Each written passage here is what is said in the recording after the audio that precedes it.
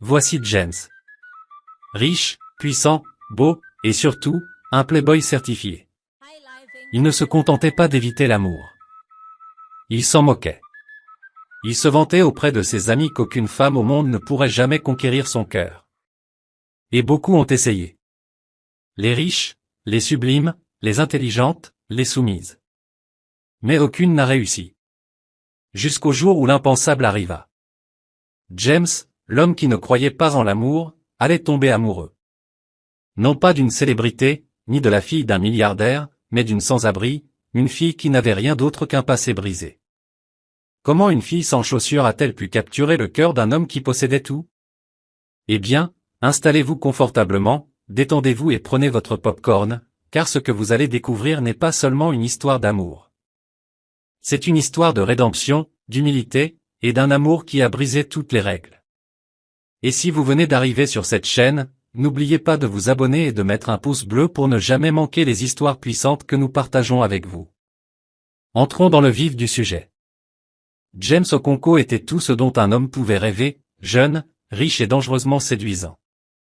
Propriétaire de compagnies pétrolières et d'un empire immobilier réparti sur plusieurs continents, James faisait partie des milliardaires les plus influents du pays. Mais il y avait une chose à laquelle il ne croyait pas, l'amour. Pour lui, l'amour était une arnaque, une illusion, un mensonge calculé inventé par les femmes pour soutirer de l'argent aux hommes. Et il avait toutes les raisons de le penser. Depuis son ascension, les femmes n'avaient vu en lui que son compte en banque. Beaucoup s'étaient jetés à ses pieds, mannequins, actrices, même des filles de politiciens. Mais James avait maîtrisé l'art de faire semblant, d'utiliser, puis de les jeter comme une mode passée. À 33 ans, James était déjà une légende. Son nom seul faisait taire les foules. Sa Bentley noire était plus reconnaissable que le convoi présidentiel. Et pourtant, derrière tout ce pouvoir et cette élégance se cachait un homme dont le cœur était depuis longtemps enfermé par la douleur, la trahison et l'amertume. Il avait été blessé, il y a longtemps. Elle s'appelait Say. Belle, douce, délicate. À l'époque, James gravissait encore les échelons. Ambitieux, mais pas encore puissant. Say avait prétendu l'aimer, l'encourager, lui promettre l'éternité. Jusqu'au jour où James l'a surpris au lit avec son mentor, l'homme même qui lui avait tout appris en affaires. Cette nuit-là l'avait brisé. Dès lors, James avait bâti une forteresse autour de son cœur. Plus jamais il ne serait dupe. Plus jamais il ne donnerait à une femme ce pouvoir. C'est ainsi qu'il devint celui que les femmes de Lagos appelaient l'intouchable. Charmeur mais froid, généreux mais méfiant. Il les emmenait en rendez-vous en jet privé à Zanzibar, les couvrait de cadeaux de luxe.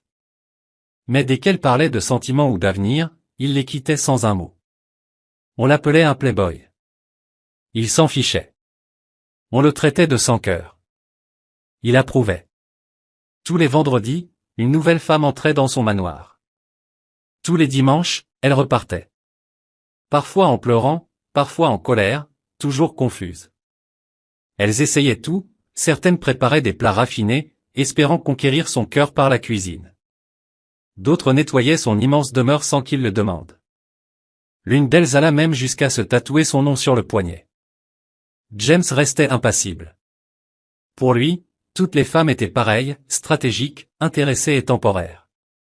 Il disait souvent à son ami Augu, « Le seul vrai amour que j'ai jamais vu, c'est celui d'une femme pour une alerte de crédit bancaire. » Et Augu riait, même s'il se demandait parfois si James y croyait vraiment, ou s'il avait simplement peur. Un soir, James organisa une fête privée sur le toit de son Penthouse. Le champagne coulait à flots, la ligne d'horizon de Lagos scintillait derrière eux, et un chanteur célèbre se produisait en live. Une top modèle s'adossa à son épaule, lui murmurant des mots doux à l'oreille. Il sourit poliment, mais détourna le regard. Ennuyé. Vide. Déconnecté. Il leva les yeux vers le ciel étoilé et se posa une question qu'il ne s'était jamais posée, et si je me trompais? Et si l'amour existait vraiment? Mais cette pensée s'évanouit aussi vite qu'elle était venue. Il haussa les épaules, se leva et quitta la fête sans un mot. Le lendemain matin, il était de retour dans son costume noir, ses lunettes noires et son humeur inébranlable, en route pour une nouvelle salle de réunion afin de signer un autre contrat à plusieurs millions. Son monde était prévisible. Sa vie, impeccable. Et son cœur, froid, intact, inaccessible. Mais le destin en avait décidé autrement. Et l'amour, le vrai, brut, inattendu, s'apprêtait à faire irruption sous la forme la plus improbable. Pas en talons, pas maquillé, pas avec de l'élégance, de la richesse ou de la séduction, mais pieds nus, affamés et oubliés du monde. Une fille sans abri nommée Amara, qui allait bientôt devenir la seule chose que James avait juré de ne jamais avoir, une raison de croire à nouveau en l'amour. C'était un mardi après-midi écrasant, le genre de chaleur qui rend même les climatiseurs inutiles. James Okonkwo était en retard pour une réunion d'investissement cruciale avec des dirigeants étrangers du secteur pétrolier à Victoria Island. Son chauffeur étant indisponible, il décida de conduire lui-même, ce qu'il faisait rarement. À bord de son Range Rover noir mat, il glissait sur les routes animées de Lagos, protégé du tumulte extérieur par ses vitres teintées. La circulation était dense mais fluide. Son esprit répétait déjà des chiffres, des données et des stratégies de négociation, jusqu'à ce qu'il la voie. D'abord une silhouette floue, puis une immobilité, un contraste frappant au milieu du chaos. Elle était assise, recroquevillée contre un trottoir fissuré, sur une rue poussiéreuse à Yaba. La tête penchée, les genoux serrés contre sa poitrine, ses vêtements en lambeaux, les pieds nus. À côté d'elle, un vieux sac déchiré. Pas d'écriteau pour mendier, pas de main tendue, pas un mot. Juste le silence. Et la tristesse. Les yeux de James se posèrent sur elle à peine 3 secondes. Mais quelque chose d'invisible, de dérangeant, lui transperça la poitrine. Ses mains se crispèrent sur le volant. La voiture continuait d'avancer, mais son regard resta accroché dans le rétroviseur. Plus il roulait, plus elle disparaissait, mais son cœur, lui, ne se calmait pas. Ce n'était pas sa beauté. Elle n'était pas apprêtée. Ses cheveux étaient emmêlés, son visage terne, fatigué, couvert de poussière. Mais il y avait dans son attitude une vérité brute, une profondeur, comme si elle portait 1000 histoires muettes sur son dos. 5 minutes passèrent. Sa poitrine se serrait. Qui était-elle? Murmura-t-il, agacé par sa propre distraction. Il secoua la tête. Concentre-toi, James. Concentre-toi. Mais ses pensées le trahirent. Les calculs disparurent. Les profils d'investisseurs devinrent flous. Il ne restait qu'une image, une fille seule, recroquevillée sur un trottoir sale. Il écrasa la pédale de frein. Les klaxons hurlèrent derrière lui. Sans réfléchir, il fit demi-tour. Même route. Même boutique. Même poussière. Il atteignit l'endroit. Elle n'était plus là. James gara sa voiture et descendit, balayant la rue du regard. Ses chaussures de luxe claquaient sur le trottoir abîmé tandis qu'il passait de vendeur en vendeur. Excusez-moi, il y avait une fille assise ici tout à l'heure. Jeune, visiblement sans abri. Vous l'avez vue?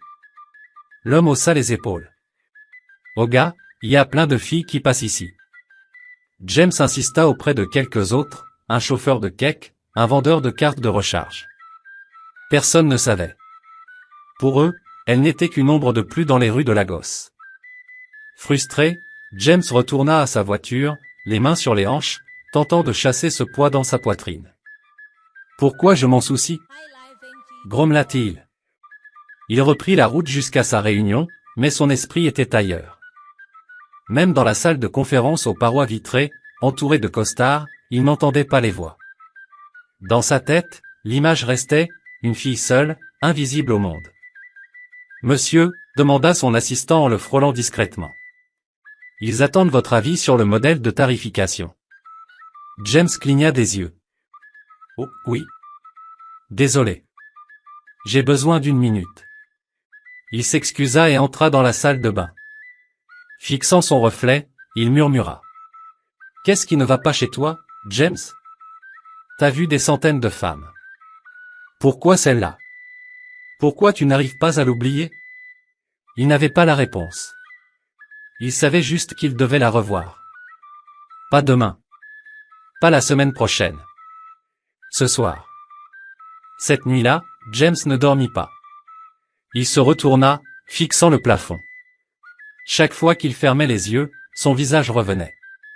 Fatigué. Fragile. Oublié. À 5 heures du matin, il n'en pouvait plus. Il enfila un hoodie, prit ses clés et repartit pour cette même rue. Cette fois, il se moquait d'être reconnu. Il se gara en face et attendit. Les minutes passèrent. 1 heure. 2. Juste quand il s'apprêtait à renoncer, il la vit. Elle marchait lentement, les bras croisés contre sa poitrine, le regard baissé. Même sac, même vêtements. Le cœur de James bondit. Il sortit de la voiture et s'avança doucement. « Salut », dit-il doucement. Elle s'immobilisa. Il fit un pas de plus.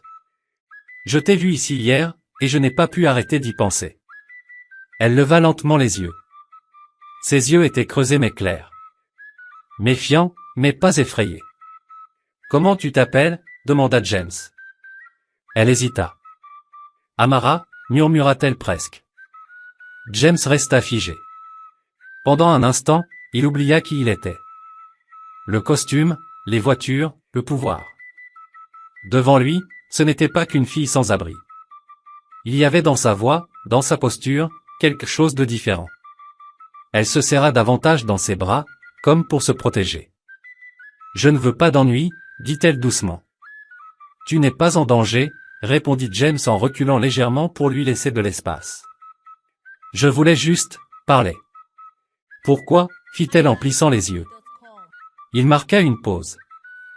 Comment expliquer la nuit blanche, la douleur dans sa poitrine, cette image qui refusait de le quitter? « Je ne sais pas » avoua-t-il simplement. « Je t'ai vu, et je n'ai pas pu t'oublier. » Amara détourna le regard, ajustant la sangle de son sac usé. Ses sandales étaient cassées, ses orteils meurtris. Mais sa dignité, elle, restait intacte. James toussa légèrement. « Où est-ce que tu dors ?» Elle ricana amèrement. « Là où la pluie ne me trouve pas. »« Tu as de la famille ?» Son sourire s'effaça. « Je ne veux pas en parler, » dit-elle vivement. « S'il te plaît. » James hocha la tête. « D'accord. Je respecte ça. » Un silence lourd s'installa. Pour la première fois depuis des années, James ne contrôlait rien. Ce n'était pas lui le maître du jeu. Elle l'était. Son silence exigeait quelque chose de lui, respect, patience, vulnérabilité. Il tenta à nouveau. « Tu as faim ? Il y a un petit café pas loin. Juste un petit déj. Je te promets que tu seras en sécurité. » Elle le fixa, méfiante. « Qu'est-ce que Tigre gagne ?» James cligna des yeux. « Rien. » Ça, c'est dur à croire. Il esquissa un sourire triste. « Je ne t'en veux pas. » Elle scruta son visage encore un moment. Pas de flirt. Pas de manipulation. Juste de la sincérité. Fatiguée. Maladroite. Mais réelle. « D'accord, » dit-elle lentement. « Mais seulement si c'est tout près. Je n'aime pas aller loin avec des inconnus. » Marché conclu. Il ouvrit la portière. Elle hésita, puis monta prudemment, serrant son sac contre elle. Ils roulèrent en silence jusqu'à un petit bar-café discret, à quelques rues. James choisit une table au fond, loin des regards. Les serveurs, surpris, fixaient l'homme qu'ils voyaient toujours seul, accompagné cette fois d'une sans-abri. James s'en moquait. Quand la serveuse arriva, il commanda du thé et du pain pour deux. Amara resta raide, ses yeux balayant la pièce comme un soldat en terrain hostile. Elle prit une gorgée de thé et le fixa. « Pourquoi tu fais ça ?» demanda-t-elle. Il la regarda, cherchant la réponse en lui-même. « Honnêtement, je ne sais pas. J'ai juste l'impression que je devais le faire. » Elle ne répondit pas. Après un long silence, elle souffla. « Tu es sûr que tu ne possèdes pas ce café ?» Il rit doucement. « Non. Aujourd'hui, je suis juste client. » Elle plissa les yeux. « On dirait que tu possèdes la moitié de la ville, vu comment tu es sapé. » James sourit, baissant les yeux. Son premier vrai sourire depuis des semaines. Quand ils eurent fini, elle posa sa tasse et dit calmement. « J'apprécie vraiment, mais je n'aime pas les choses gratuites. Je ne veux pas avoir l'impression de devoir quelque chose à quelqu'un. Tu ne me dois rien, répondit James. Mais je veux quand même mériter quelque chose, répliqua-t-elle aussitôt. S'il te plaît, si tu peux juste me donner un travail. Je peux cuisiner, nettoyer, arroser des plantes, je m'en fiche. J'ai juste besoin d'une raison de me lever le matin. Je ne veux pas mendier. James la regarda. Pas de manipulation dans ses yeux. Pas de tentative de séduire. Elle n'était pas là pour profiter. Elle demandait de la dignité. Une chaleur lente se répandit dans sa poitrine. Je possède quelques établissements, dit-il prudemment. Je peux t'offrir quelque chose.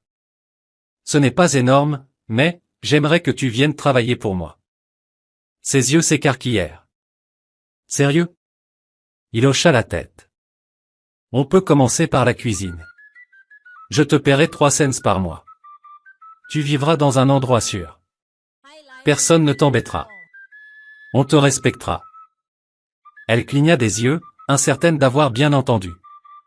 300 $? Oui. Ses mains tremblaient légèrement lorsqu'elle attrapa sa tasse, juste pour se raccrocher à quelque chose. Je n'ai jamais gagné autant d'argent auparavant. Merci. Je ne connais même pas votre nom. Il tendit la main. James. Sa main rencontra la sienne avec douceur. Merci, James. Il hocha la tête, rassurant. Dans ce simple contact, quelque chose changea. Ni l'un ni l'autre ne le réalisa encore, mais le milliardaire au cœur froid et la fille sans abri venaient de franchir un seuil. Rien ne serait plus jamais comme avant. James ne conduisit pas Amara jusqu'à son immense demeure de Banana Island. Cet endroit était trop exposé, trop bruyant. À la place, il l'amena dans une maison d'hôte discrète mais élégante, nichée dans un quartier calme d'Ikoyi. La sécurité y était stricte, mais la maison elle-même respirait la sérénité, propre, bien entretenue, entièrement meublée. Quand le Range Rover franchit le portail, Amara resta bouche bée. La maison était plus grande que tous les bâtiments qu'elle avait vus ces dernières années. C'est immense, murmura-t-elle, ses doigts serrant son vieux sac en lambeaux. James sourit. Tu t'y habitueras. Une femme d'âge mûr sortit pour les accueillir, s'inclinant légèrement. Bonsoir, monsieur. Clara, voici Amara, dit James. Elle va rester ici et travailler comme ma cuisinière personnelle. Assure-toi qu'elle ait tout ce dont elle a besoin. Clara hocha la tête avec un sourire chaleureux. Bienvenue, ma chère. Amara resta figée sur le pas de la porte, incertaine d'entrer avec ses sandales couvertes de poussière. James le remarqua. Entre, dit-il doucement. C'est chez toi maintenant. Ces mots la frappèrent comme une vague. Elle n'avait pas entendu le mot chez soi depuis des années. À l'intérieur, Clara lui fit faire le tour, une cuisine bien équipée, 2 chambres d'amis, un petit balcon donnant sur un jardin fleuri. Amara s'arrêta longtemps dans la cuisine, caressant le marbre immaculé comme si elle touchait un rêve. Je vais vous préparer quelque chose tout de suite, dit-elle soudainement. James leva un sourcil. Tu es sûr? Tu viens à peine d'arriver. Je me repose depuis des mois, monsieur. Je veux mériter cela. Il acquiesça. D'accord, surprends-moi. Elle esquissa un léger sourire, suffisant pour adoucir la pièce, puis se mit à l'œuvre. En moins d'1 heure, l'arôme d'un ragoût de tomates bien épicé envahit la maison. L'odeur du jollof rice, des plantains frits et du poisson grillé fit sortir James de son bureau. Tu as déjà fait tout ça? Amara, concentrée, dressait les assiettes avec soin. Oui. J'espère que ça vous plaira. James s'assit à la table à manger, goûta la première bouchée, puis une deuxième. Il s'adossa lentement à sa chaise, surpris. C'est incroyable, dit-il en mâchant lentement. Amara sourit. Je suis contente. J'ai mangé dans des restaurants 5 étoiles partout dans le monde, mais ça a le goût de la maison. Comme ce que ma mère aurait cuisiné. Amara cligna des yeux. C'est le plus beau compliment qu'on m'ait jamais fait. À partir de ce moment-là, son rôle de cuisinière fut scellé. Mais elle devint bien plus que cela. Elle ne se contentait pas de préparer les repas. Elle rangeait les épices par ordre alphabétique. Elle faisait briller la vaisselle jusqu'à ce qu'elle reflète la lumière comme un miroir. Elle nettoyait la maison de fond en comble sans qu'on le lui demande. Elle recousait même, en silence, une petite déchirure sur un rideau coûteux. James commença à remarquer les détails. La façon dont elle le saluait le matin avec ses yeux, pas seulement ses lèvres. La manière douce dont elle fredonnait en balayant. Et surtout, comment elle ne touchait jamais à ce qui ne lui appartenait pas.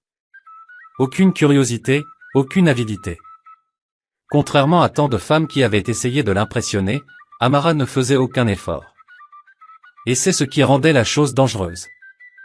Un soir, James rentra tard, épuisé par une longue journée de réunion. Mais dès qu'il franchit la porte, l'odeur de la soupe à l'aiguille emplit ses sens. Amara apparut dans le couloir, un plateau à la main. « Je me suis dit que vous auriez peut-être faim, dit-elle doucement. Il la fixa. Jamais aucune femme n'avait pensé à son estomac sans qu'il le demande ou paie un supplément. « Merci, répondit-il. Tu as toujours un coup d'avance. » Elle sourit, pensant seulement garder son emploi. Mais James savait que ce n'était pas pour le travail.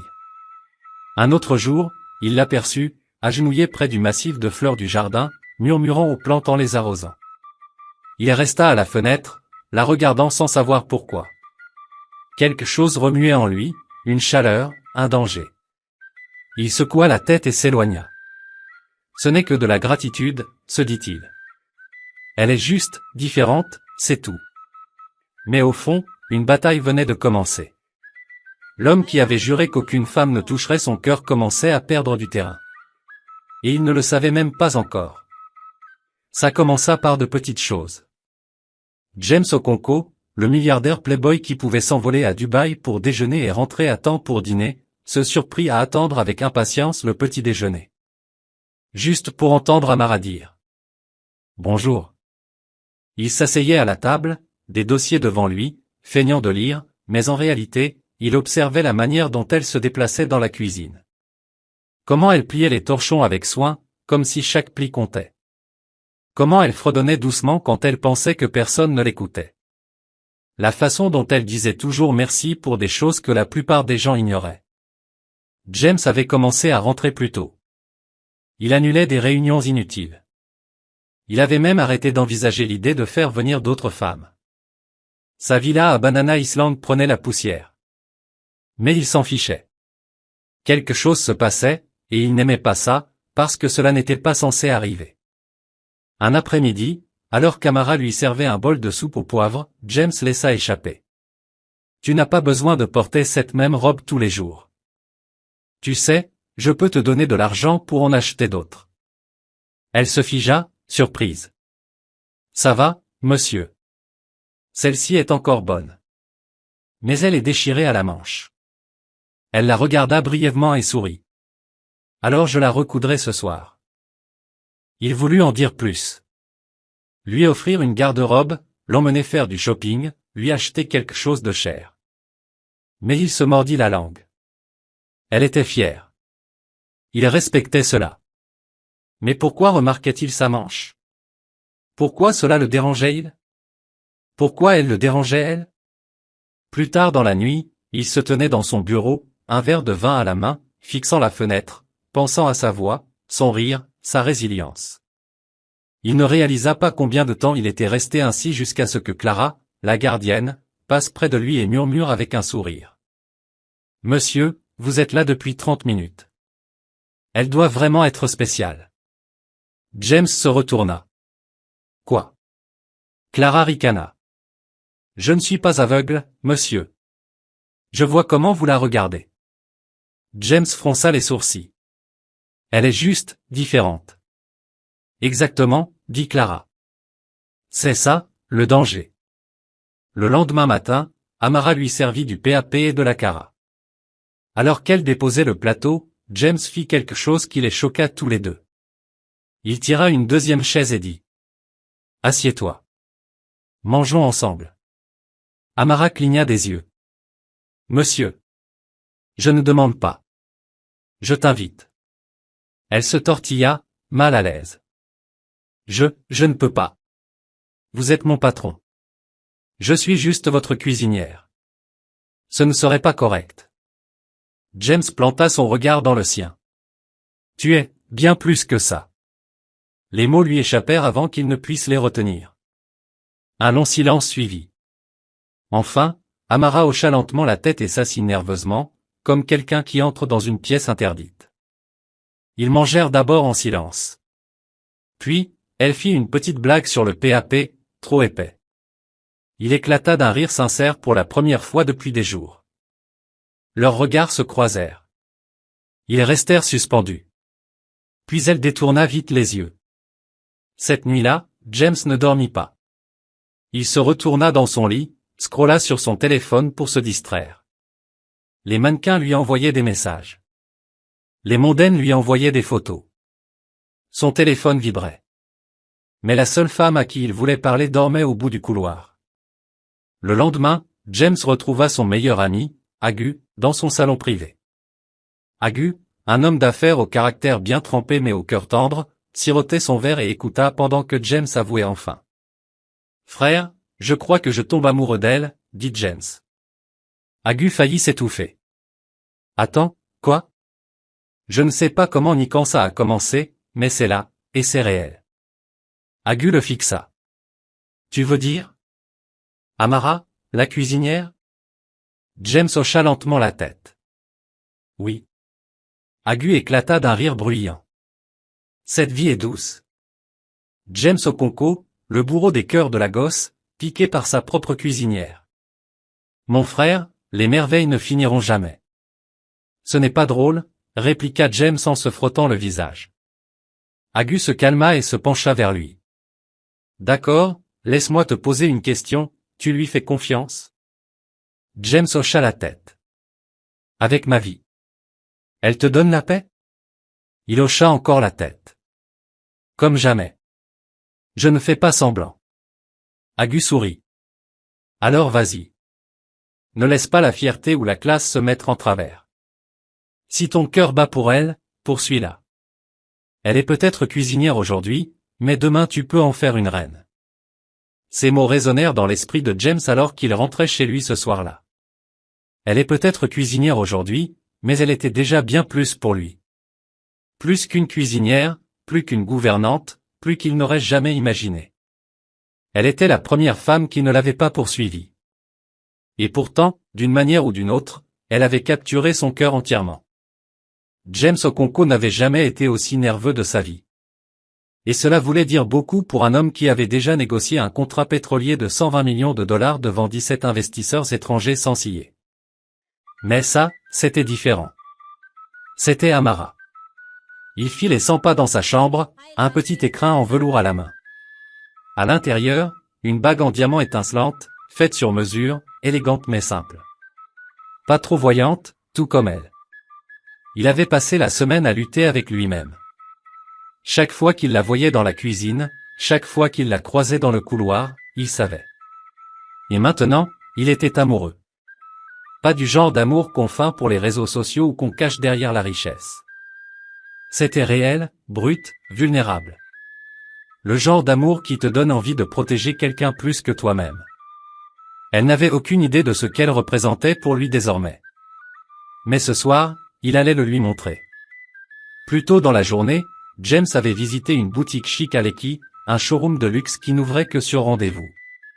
Il ne dit pas pour qui était la robe, seulement qu'il lui fallait quelque chose de spécial, d'élégant, d'inoubliable. On lui montra 10 robes. Il choisit la 11e, une longue robe de soirée en soie, bleu royal, ornée de perles discrètes et à la coupe fluide. Quand il la tint en main, il vit déjà Amara dedans. Il fit livrer la robe à la maison d'hôte avec un simple mot. « Porte ça ce soir. Je veux te montrer quelque chose. » À exactement 19h, Amara sortit de sa chambre, et James en oublia de respirer. Ses cheveux naturels étaient relevés en un chignon doux. Sa peau brillait comme du bronze sous la lumière chaude. Et la robe, elle ne lui allait pas, elle l'embrassait. Elle ressemblait à une reine. Pourtant, elle se tenait là, nerveuse, les mains jointes. « Monsieur, je ne pense pas devoir porter ça. Je ne me sens pas moi-même. » James s'avança lentement vers elle, le cœur battant. Tu ressembles à un rêve. Elle baissa les yeux. Où allons-nous? Quelque part de spécial, répondit-il. Il lui ouvrit la portière, et ensemble ils traversèrent la Gosse jusqu'à une terrasse sur le toit surplombant le lagon. Calme, éclairé aux bougies, complètement privé. Des guirlandes lumineuses douces, des pétales au sol, un violoniste dans un coin. Amara poussa un léger soupir émerveillé. Cet endroit, c'est magnifique. James la regarda. Tout comme toi. Ils s'assirent à une petite table ronde. Les serveurs apportèrent un dîner discret, poulet rôti, igname pilé et sauce épicée. Les plats préférés d'Amara, bien qu'elle ne se souvienne pas lui avoir jamais dit. Pendant qu'il mangeait, James toucha à peine à son assiette. Ses yeux ne quittaient pas son visage. Amara était nerveuse. Son cœur battait la chamade. Elle ne comprenait pas ce qui se passait, mais au fond d'elle, elle savait que ce n'était pas une soirée ordinaire. Quand le dessert arriva, James se leva, contourna la table et prit doucement sa main. « Amara, dit-il. » Elle leva lentement les yeux. « Je t'ai amené ici ce soir parce que je dois te dire quelque chose. J'ai été un homme qui ne croyait pas en l'amour. Je pensais que toutes les femmes ne voulaient que ma richesse. Je n'ai jamais fait confiance à personne. Je n'ai jamais ouvert mon cœur. » Il marqua une pause. « Jusqu'à toi. » Les yeux d'Amara s'écarquillèrent légèrement. « Tu n'as jamais essayé de m'impressionner. Tu n'as jamais rien voulu de moi. Tu as juste été toi-même. Honnête, gentille, forte, et à cause de ça, tu as brisé tous les murs que j'avais construits. » Il posa un genou à terre. Amara porta les mains à sa bouche, les larmes aux yeux. « Depuis que tu es entré dans ma vie, quelque chose a changé. J'ai ri de nouveau. J'ai trouvé la paix. J'ai trouvé un sens. Et j'ai trouvé l'amour. » Il ouvrit les crins. « Amara, je me fiche d'où tu viens. Je me fiche de ce que tu as perdu. Tout ce qui m'importe, c'est qui tu es, et avec qui je veux passer le reste de ma vie. » Il prit une profonde inspiration. « Veux-tu m'épouser ?» Amara le regarda, figé. Mille pensées traversèrent son esprit. La peur, la surprise, l'espoir. « Moi ?» murmura-t-elle. « Tu veux m'épouser ?» « Oui. » Elle secoua la tête, submergée. « Mais, je ne suis personne. »« Non, » l'interrompit doucement James. « Tu es tout pour moi. » Un silence tomba un instant. Puis, lentement, avec des mains tremblantes, elle hocha la tête. « Oui, » murmura-t-elle. « Oui, je vais t'épouser. » James se leva, glissa la bague à son doigt et la serra dans l'étreinte la plus sincère de sa vie. Et juste comme ça, le milliardaire qui jurait qu'aucune femme ne pouvait jamais capturer son cœur n'était plus maître de lui-même. Il appartenait désormais à son cœur, à son âme et à tout ce qu'il y avait entre les deux. La nouvelle ne fit pas la une des tabloïds. Pas un seul paparazzi ne se montra. Il n'y eut ni gros titre, ni presse, ni hashtag tendance, car James Okonkwo ne voulait pas que le monde soit témoin de ce moment. Ce n'était pas pour eux. C'était pour elle. Pour Amara, la fille qui avait un jour dormi dans la rue, la fille qui lui avait fait croire en quelque chose de plus profond que le pouvoir, la richesse ou le plaisir. Et aujourd'hui, elle devenait sa femme. Le mariage eut lieu dans un jardin privé et paisible, juste à l'extérieur de la Gosse. Entouré de grands palmiers, d'orchidées blanches et d'un petit cercle d'invités triés sur le volet. Seules 10 personnes avaient été conviées, Agu, Clara, quelques employés fidèles et 2 chefs de la sécurité en qui James avait une confiance absolue. Pas de bruit, pas d'extravagance, juste un vœu sacré. Amara portait une robe blanche fluide, délicate et éthérée, comme si elle avait été cousue à partir d'un rêve. Ses cheveux étaient coiffés en boucles souples, ornés d'une simple pince argentée. Elle ne ressemblait en rien à la fille que James avait trouvée au bord de la route quelques semaines plus tôt. Elle ressemblait à une reine. James se tenait là, dans un costume bleu marine sur mesure. Son cœur battait à tout rompre alors qu'elle s'avançait vers lui, chaque pas résonnant comme un battement dans le calme du jardin. Il n'avait jamais ressenti une peur pareille. Pas lors de négociations de milliards de dollars, pas lors de prises de contrôle hostiles. Mais là, face à elle, il se sentait comme un homme mis à nu, exposé à quelque chose de plus fort que lui, l'amour. L'officiant parla doucement, bénissant leur union. Les oiseaux chantaient au loin. La brise faisait frémir les pétales. Puis vint le moment des vœux. James prit les mains d'Amara, sa voix basse, stable mais chargée d'émotion. Je n'ai jamais cru en l'amour. Pas avant de te rencontrer. Je pensais me protéger, mais en vérité, je me cachais. Et puis tu es entré dans ma vie.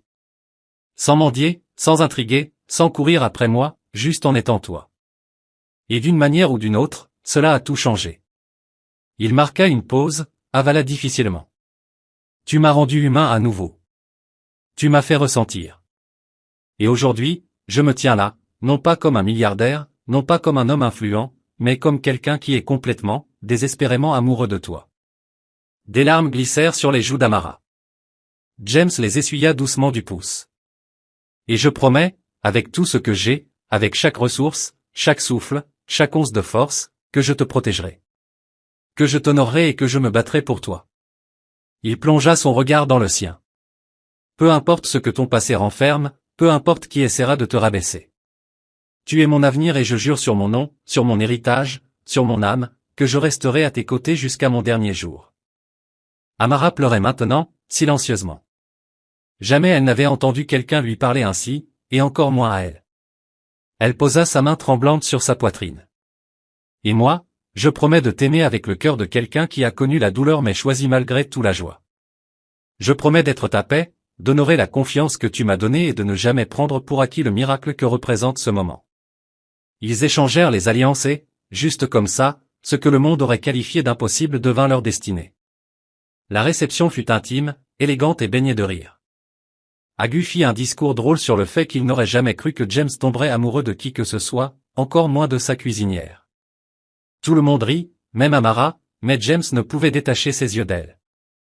Elle rayonnait, pas seulement grâce au maquillage ou aux lumières, mais à cause de quelque chose de plus profond. Il voyait la liberté dans son sourire. Il voyait la guérison dans ses yeux. Et cela le brisait de savoir qu'il restait encore tant de son histoire qu'il ignorait. Cette nuit-là, lorsqu'ils regagnèrent la maison principale, James entra dans leur chambre et trouva Amara debout près de la fenêtre, toujours dans sa robe de mariée. La lumière de la lune l'enveloppait comme un voile. Il s'approcha lentement. « À quoi penses-tu » demanda-t-il. Elle ne répondit pas tout de suite. Puis elle se tourna vers lui, les yeux sérieux. « Tu m'as demandé un jour qui j'étais vraiment, dit-elle doucement. Je crois qu'il est temps que je te dise la vérité. » Le cœur de James se figea. Il hocha la tête. « Dis-moi. » Amara s'assit doucement au bord du lit, tenant sa main. « Tout ce que tu vois aujourd'hui n'est que la moitié de mon histoire. Le reste est plus sombre, plus triste. Mais il faut que tu l'entendes. » James s'agenouilla à ses côtés. « Je suis prêt. » Et alors, elle commença. James resta à genoux, toujours en costume de mariée, sa main serrée autour de la sienne. Amara était restée silencieuse plusieurs secondes, comme pour rassembler le courage de plonger dans une plaie qu'elle avait enterrée depuis des années. Puis, avec des lèvres tremblantes, elle parla. « Tu as toujours voulu savoir qui je suis vraiment. Je vais te le dire ce soir. » James ne l'interrompit pas. « Mon nom complet est Amara Nwoku. Je suis né à Enugu, dans la richesse. Mon père, le chef Boniface Nwoku, était le fondateur et PDG du groupe NATO, un empire qui s'étendait dans la construction, l'import-export et l'agriculture. Il était respecté, admiré. On disait de moi que j'étais la fille d'un roi. » Sa voix se brisa. La main de James se resserra sur la sienne. « J'avais tout. Les meilleures écoles, les meilleurs professeurs, des vacances à l'étranger. Mais je n'ai jamais été arrogante. J'aimais aider les gens. Je croyais que mon monde était parfait. » Elle détourna les yeux, fixant le sol.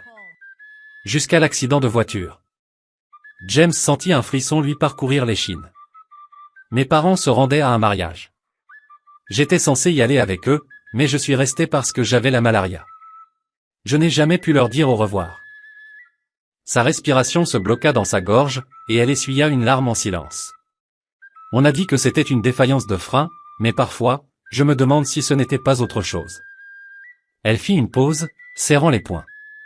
Mon oncle, le frère cadet de mon père, était le suivant sur la liste du conseil d'administration. Il n'a jamais été satisfait de sa part. Il se disputait souvent avec mon père. Il disait que l'entreprise appartenait à la lignée, pas à un seul homme. Quand mes parents sont morts, je croyais qu'ils prendraient soin de moi. Elle secoua lentement la tête. Je me suis trompé.